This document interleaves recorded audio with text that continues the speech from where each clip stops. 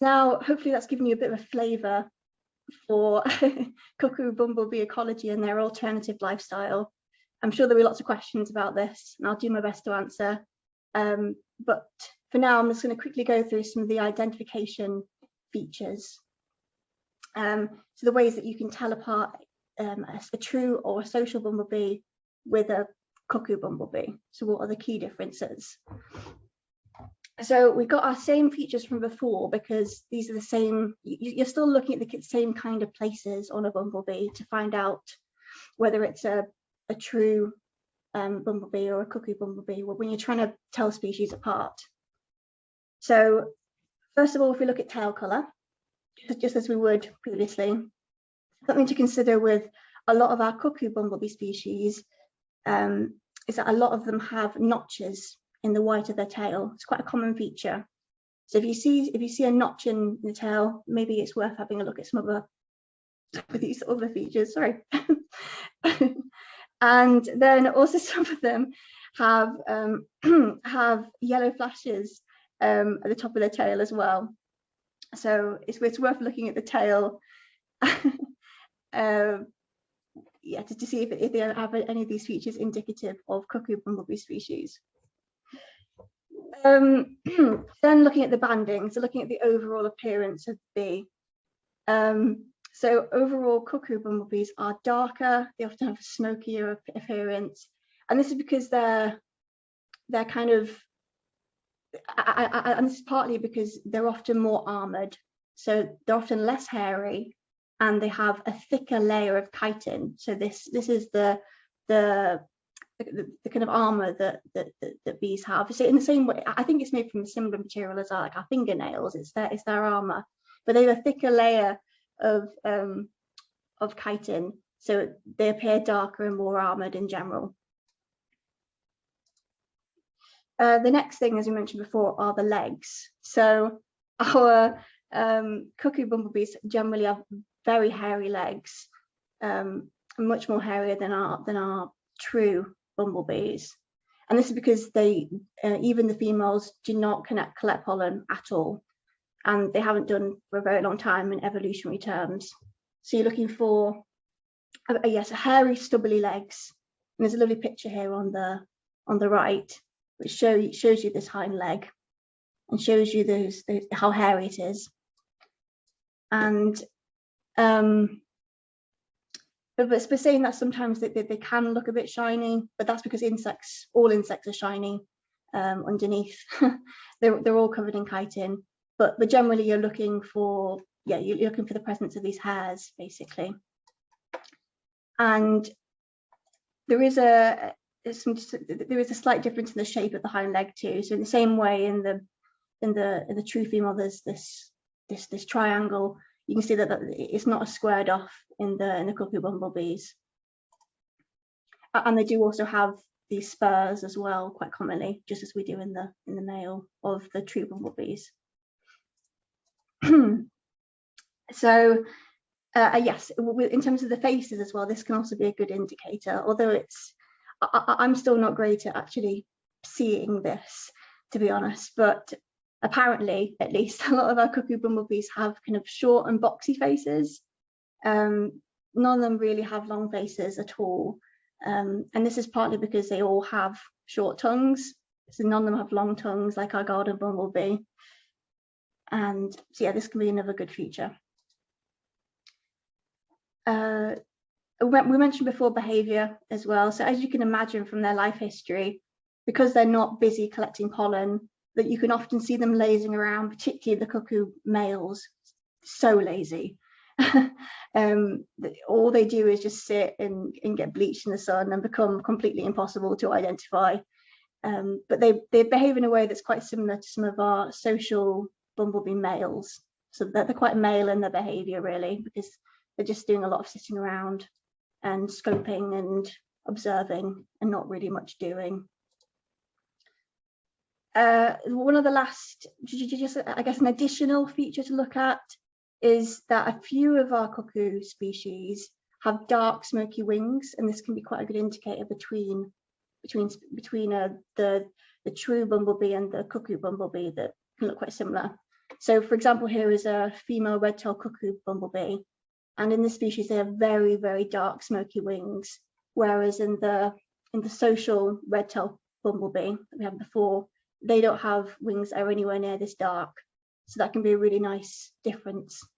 That can be very visible when you see them flying, once you get your eye in for that. So hopefully that's given you a bit of a flavour of the kinds of features that we'll be looking at. And obviously, again, when it comes to remembering all these ID features for the individual species, it can be very difficult, and I don't expect you to do that in one webinar. So if you can try and remember these features and the kinds of places that you need to look at and the kinds of things that might be different, that's probably a better place to start, because then you might get a feel that you might have a cuckoo and this needs to be something you need to investigate it further. So we have our 6 cuckoo bumblebee species, and we'll go over these individually now.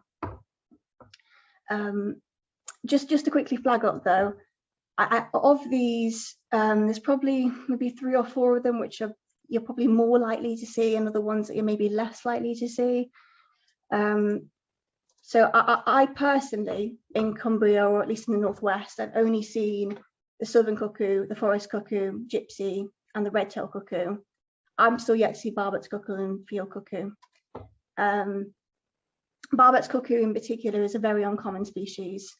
So it's of these options, it's one to maybe give a bit less note to, just at least when you're starting out, to try and get your head around the features. But yeah, hopefully we'll go over all of them, but just to have an awareness there that some of these are more or less common than others. The southern cuckoo in particular is one that I've seen quite a bit. So even though the name suggests that it is southern. So yeah, the first of our cuckoo bumblebees we're going to go through is the southern, or the vestal cuckoo bumblebee. Unfortunately, quite a few of our cuckoo bumblebees have 2 names. So yeah, either the southern cuckoo bee or the vestal cuckoo bee, just to add to the confusion. So this is quite a large species. The host, so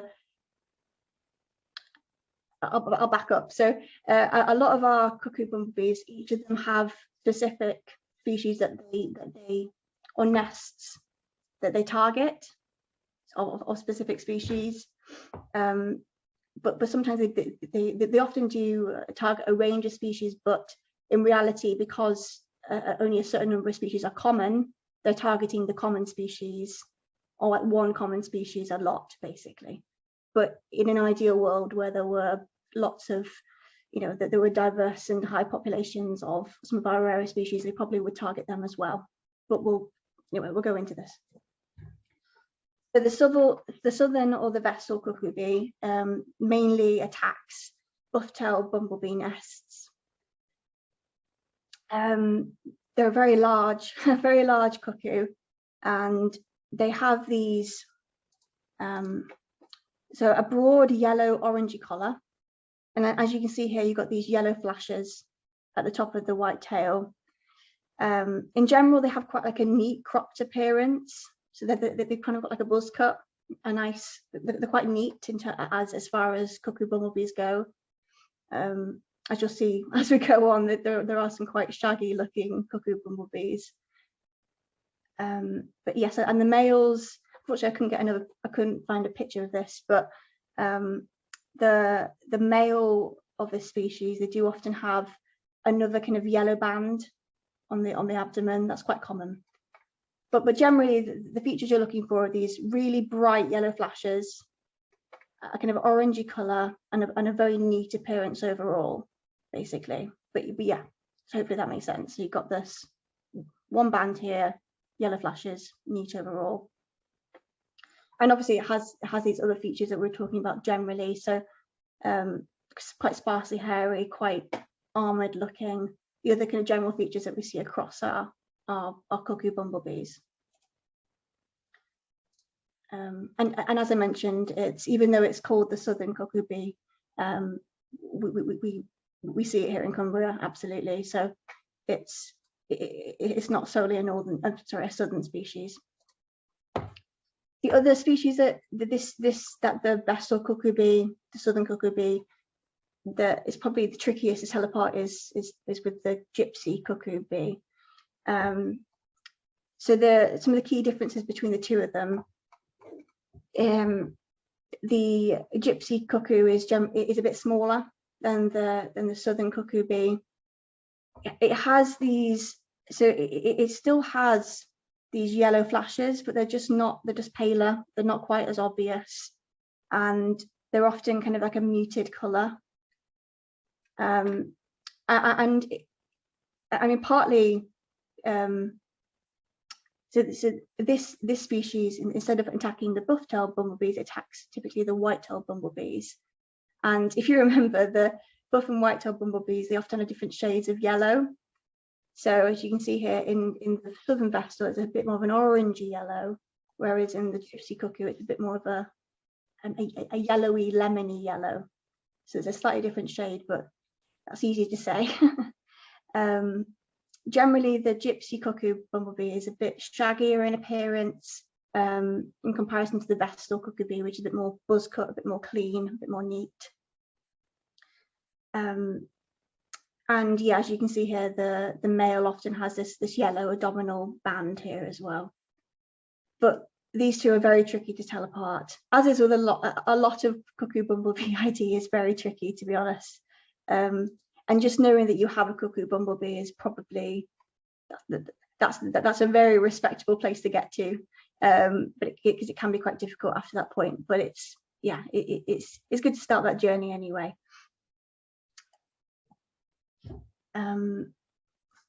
Yes, and then the next one of the most common other kind of cuckoo bumblebees we get is the forest cuckoo bumblebee, also known as the four-colored cuckoo bumblebee. This species mainly attacks early bumblebee nests. So and the name the four-colored cuckoo bumblebee is particularly useful because it actually refers to the males of the species. So and the males in the species have four colors. So they have yellow, they have black, they have white, and they also have a tiny little red tip to their tail. So they have four colors.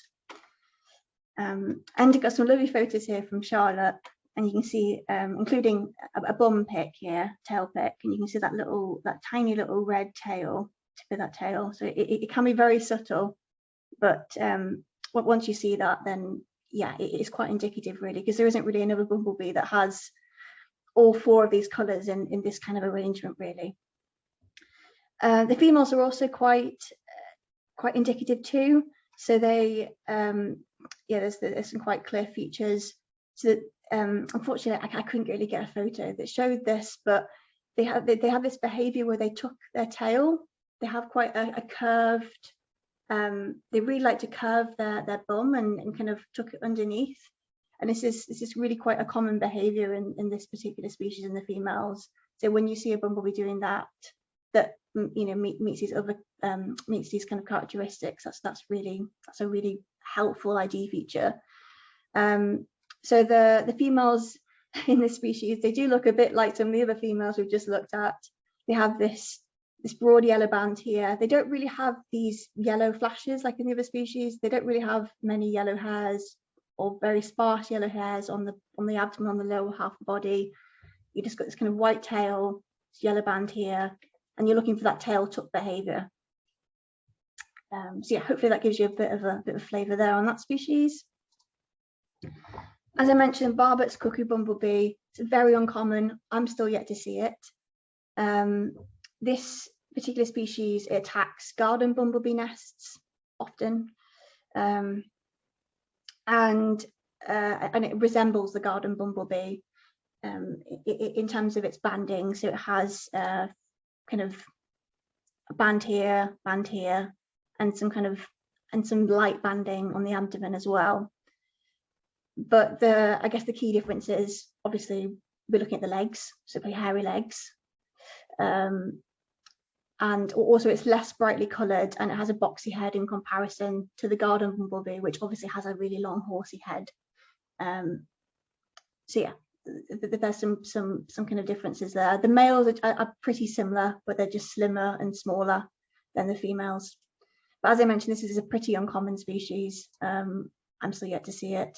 So it's probably not one to, yeah. The next one is the field cuckoo bumblebee. So this is, again, this is one I haven't seen. And unfortunately, I couldn't get a picture of the female here, but you can see here that they've got this, oh, sorry. You've got this collar band, and then they have this. They also have this yellow band on the thorax. It's like a reduced band on the rear of the on the bottom of the thorax, basically. And they're considered to be like a ginger cuckoo bumblebee. So their tail isn't white; it's a bit more of a gingery color. So yeah, those are kind of features that you're looking for in the females. And the males, they're super variable. So they can go from looking like this to looking like this. Yeah, all over the place, really. Yeah, so it's pretty tricky. This species, they mainly attack common carder bees. So hence, yeah, they're a bit more gingery in appearance. And the last one of our 6 cuckoo bumblebees is the red-tailed cuckoo bumblebee. So this is a real beauty. They're really big. They're really robust. The females, oh, yeah, they're monsters, absolutely ginormous. And as I mentioned before, the females in this species have really dark wings, and it's really visible when you see them. You can just, they have a very dramatic appearance. And as I mentioned, in general, cuckoo bumblebees often look more buff. They often look more armored, but I think that particularly in this species, they just look ready for a fight. They really do. They're really built. The males are pretty variable in this species, but they are the only cuckoo bumblebee that has the only male cuckoo bumblebee that has a proper red tail. So if you're seeing if you're seeing something that looks like a cuckoo, it's got really hairy legs, it's got a boxy face, it has all these features that look kind of cuckoo-like, and it's got a really red tail, then it's almost certainly going to be a red-tailed cuckoo bumblebee male. Because we had the forest cuckoo bumblebee before, but that had a tiny red tip, didn't it? It was only a tiny bit of red, whereas this is like a proper red tail. They can be very variable though, but they do have these kind of greyish yellow collars and various bits of kind of greyish yellow colouring. And as you can imagine, this species mainly attacks red-tailed bumblebee nests.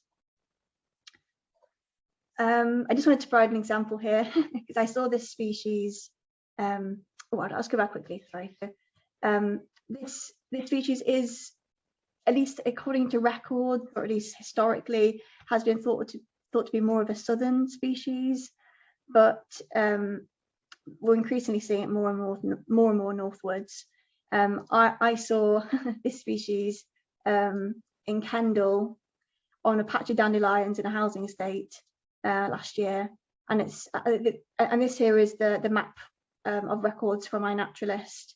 But I think this might have been the second record for the county for this species. It's one to watch out for because yeah, it's definitely out there, but it's not particularly well recorded at the moment, and it's just really beautiful, really gorgeous species. Now a quick quiz. Hopefully you'll remember some of the features that we talked about at the beginning, the differences between true and cuckoo bumblebees. So now on this slide we've got one of these is a true bumblebee and one of these is a cuckoo bumblebee. So can you tell who's who? Okay.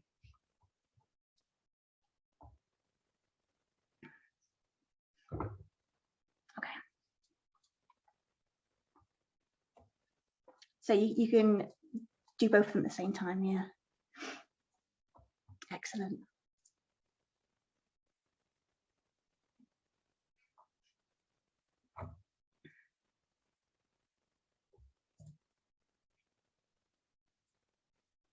I realised we didn't have the break when we said we were going to have a break, Carl, did we? I know, we were so excited. Oh, sorry. Hopefully you're doing all right. We'll see how folks are doing. I mean, to be honest, we're getting towards the end anyway. Yeah, but yeah. Press on, I think, Karen. Okay. Well, that was fantastic. Well done, folks. 97% on both. So yes, on the left here we have a true bumblebee, the Bufftail Bumblebee, and this is the host of the cuckoo bumblebee we have here on the right, the southern cuckoo bumblebee, or the vestal cuckoo bee. So hopefully you can see some of the features that we were talking about here. So on the, I'm just going to get rid of this again. So on the on the left here we have this the true bumblebee, and hopefully you can see that shiny triangle. You can see where she would be putting her pollen, and you can also see that she's generally more hairy. Yeah, looks more like a true bumblebee. Whereas on the right here, hopefully you can see some of the features that we're talking about. So you can see you've got a very hairy hind leg, lots of hairs there. Generally kind of a darker appearance, a shiny appearance. You can see here, I mean, we say shinier for cuckoo bumblebees, but it's important to remember the hairs can be lost.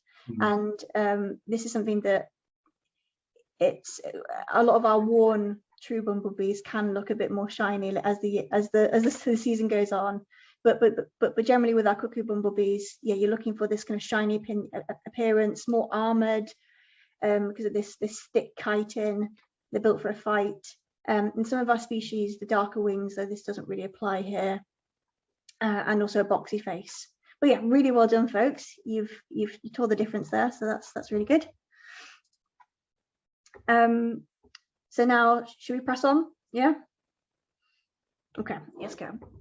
So we've just gone over the start of this webinar. I went over the common 8 bumblebee species. We've just gone over the 6 cuckoo bumblebee species. Now we have the 10 rare and scarce bumblebee species left.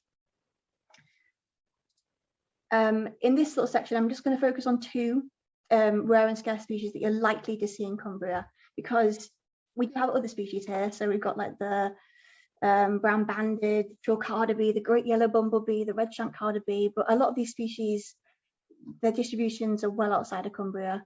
The ruderal bumblebee and the broken belted bumblebee, as far as I'm aware, they haven't been recorded in Cumbria and they're quite tricky. So I just thought we'd focus on 2 species that you're almost certainly going to see in Cumbria, and yeah, focus our ID time on that really. So we're going to focus on these 2 species for now, the Bilby bumblebee and the moss-carded bumblebee, 2 very lovely species. Okay, first of all, we have a Bilby bumblebee, also known as the mountain bumblebee, and they're a beauty. They're gorgeous. They're really quite unique.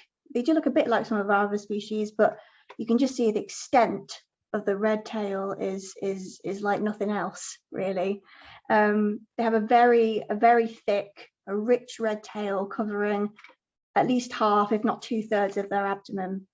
So just absolutely, balls of fluff and massive red tails. So really distinctive when you do see them.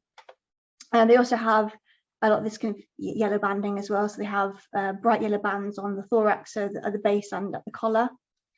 And as the name suggests, the Bilby bumblebee does rely a lot on bilby, the plant, and it's almost exclusively on moorland associated with stands of bilberry. So as a result, because it's a bit of a specialist. It's not a generalist like our common species. The species are really experiencing quite significant declines in recent decades, and it's only exclusively found in quite narrow areas really.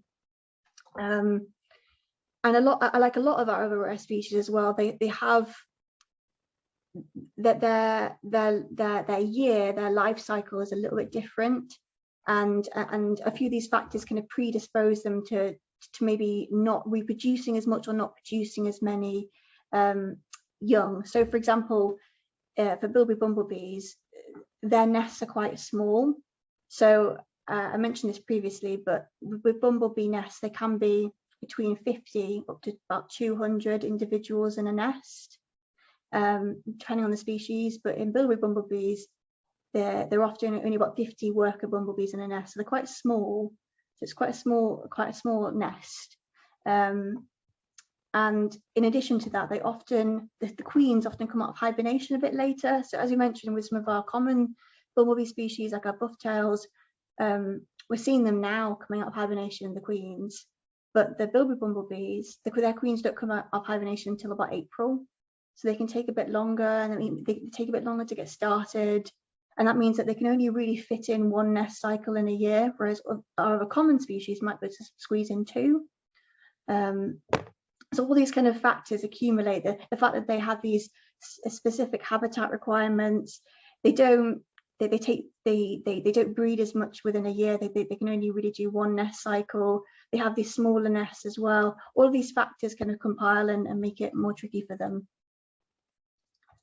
So I just wanted to flag up again, it's another one of my not so good videos. But I saw Bilby Bumblebee, and my record's here on the map, just outside of Kendal at Highborn Redtailed. It's such a great site for it. I saw tens and tens of them while I was there. But hopefully in this video you can kind of see the extent of that red tail and just how flipping cute it is, really.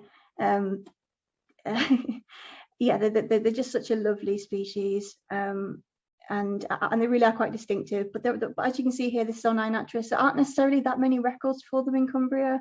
I mean, there will be more records than on here. This is just on iNaturalist. There'll be more from other sources, but it's still not particularly well recorded in Cumbria.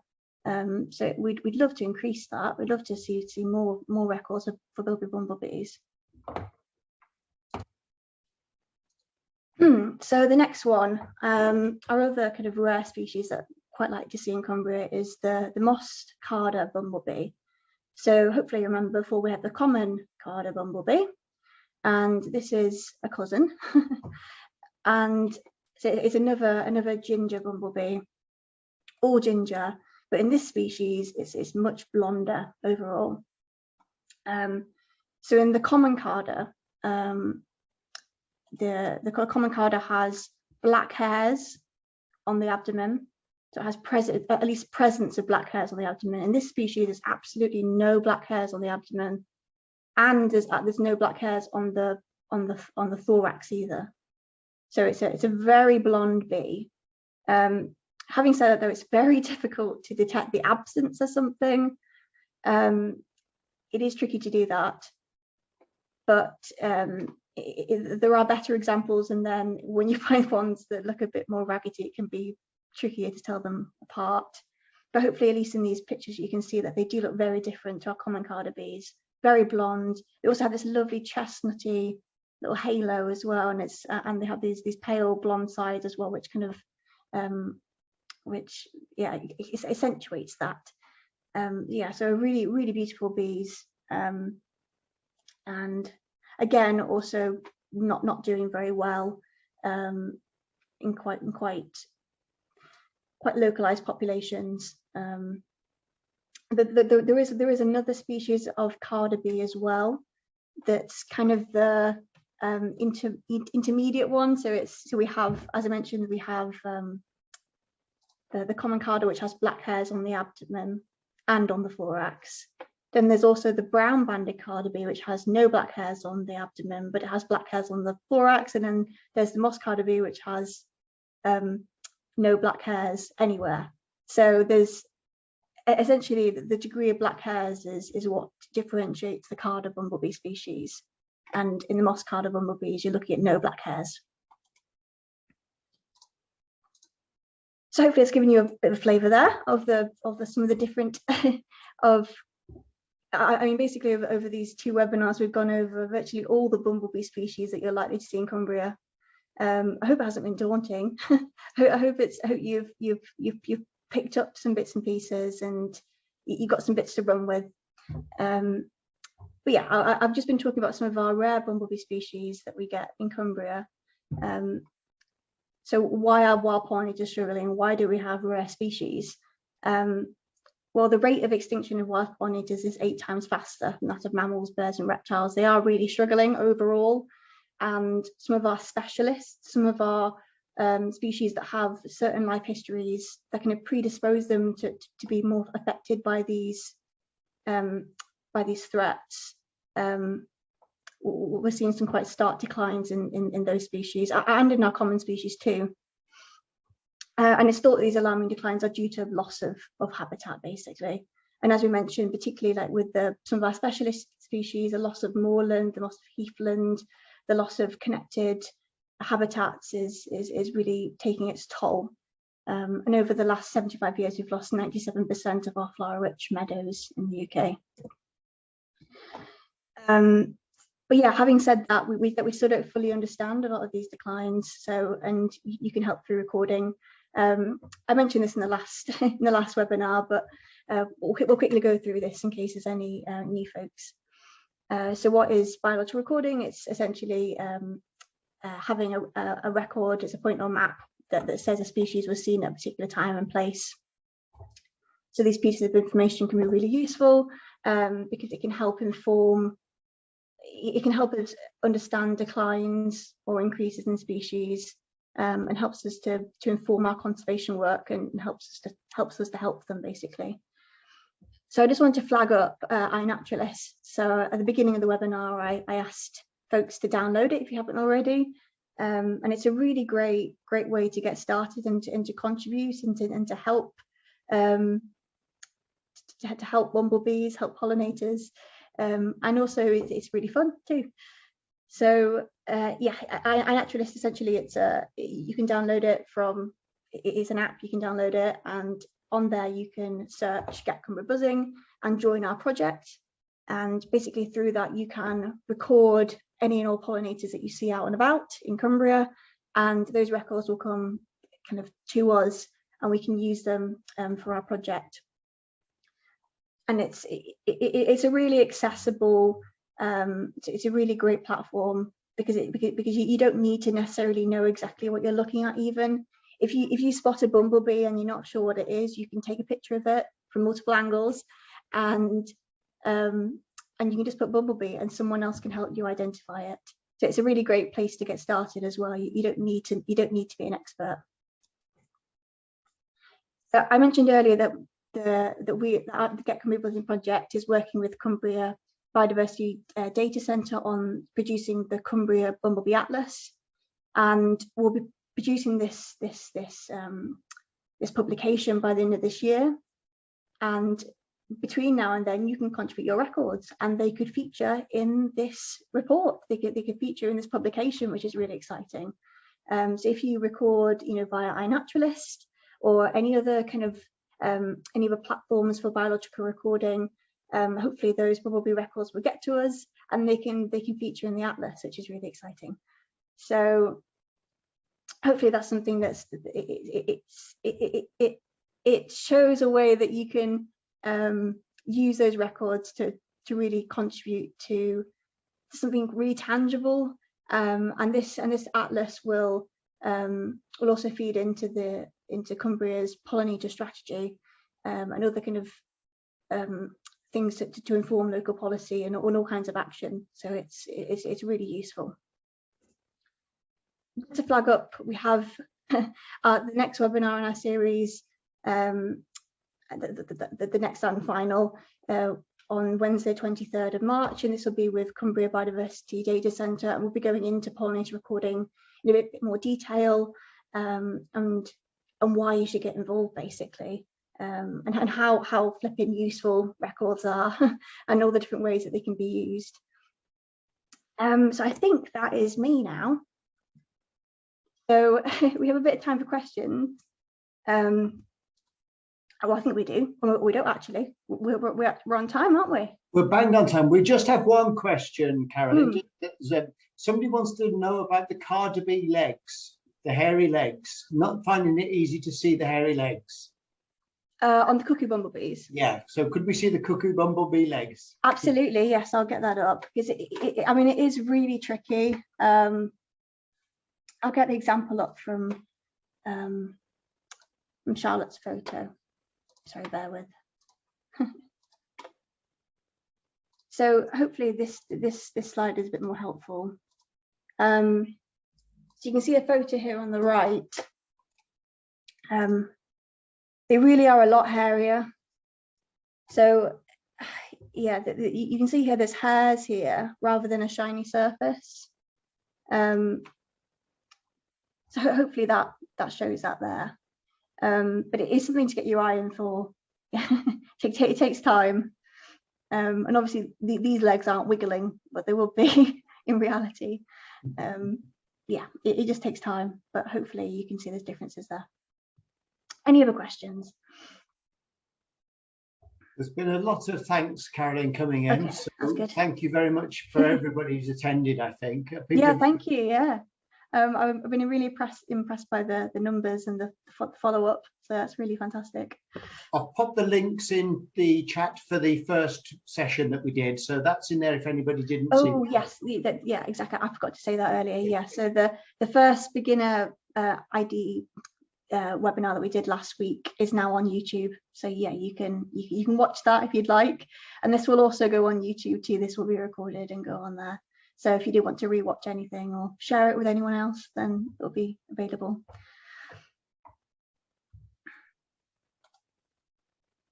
Any other questions? I'll open up the chat and have a look as well.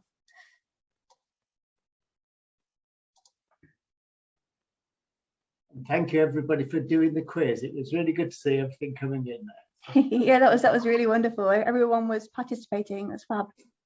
Do you have a link to the rare species?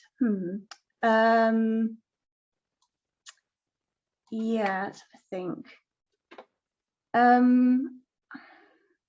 There isn't necessarily a resource for those two. I guess give them a Google. There'll be lots of nice resources out there for Bilby bumblebees, I'm sure. What about the bumblebee guide, the guidebooks, Carolyn? Oh yes, thank you, Carl. Yeah, you're very right. Okay, I'm going to speed through all my slides. It's at the end. Yeah, so I mentioned this last time, but in case there's any newbies, these are some resources that are really great to flag up. So there's a Facebook group for UK bees, wasps, and ants. This is a really great resource. I'd really recommend joining this if you're on Facebook, so you can see what other things people are seeing. Potentially also see what's coming in a few weeks' time when you're looking at your southern people posting what they're seeing in the south. Stephen Fort's Flickr is also a really great resource. His photo library is incredible. He has pictures of all the different bumblebee species and bee species and lots of other insects too. And on his resource, he also has a lot of the kind of the oddities and the anomalies. So all the different when bumblebees aren't really following the rules and they're looking a bit different to how they look in the books. He has all those oddities. So it can be a really useful resource for that.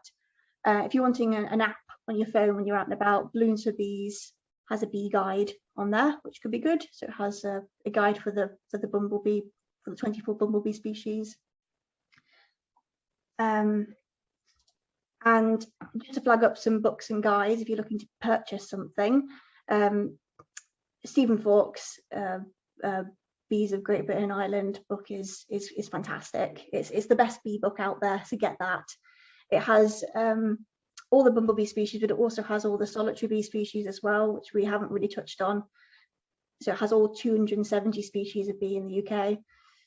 And yeah, really lovely illustrations and lots of extra information in there. Really good resource. If you're looking to just focus on bumblebees, Bumblebee Conservation Trust also produced a book, and this goes into a bit more about like the ecology and lots of really interesting things about bumblebees in particular. So that's a worthwhile get as well. Bumblebee Conservation Trust also has some really nice little pocket guides.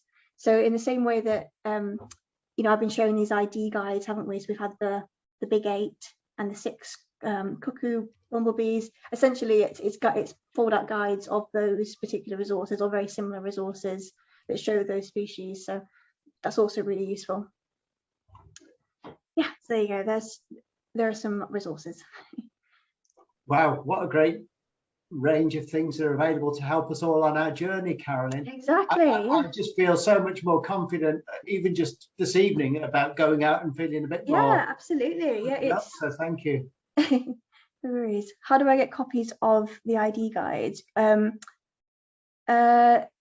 So yes, the Stephen Fort book, just give it a Google.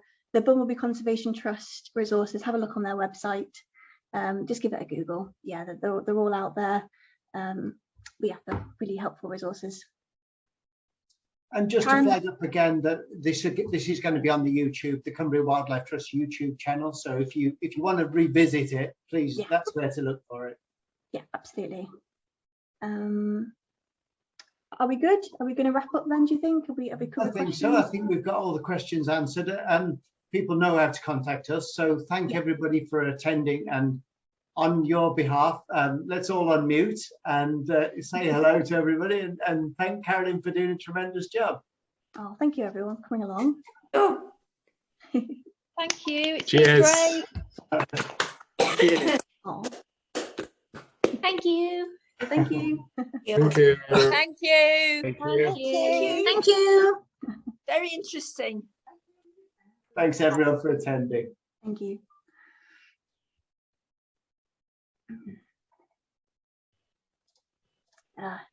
Should we close up then, do you think? Yeah, thanks, Carolyn. Thanks, Carolyn. See you everyone. Everyone. Bye. Bye-bye. Bye now.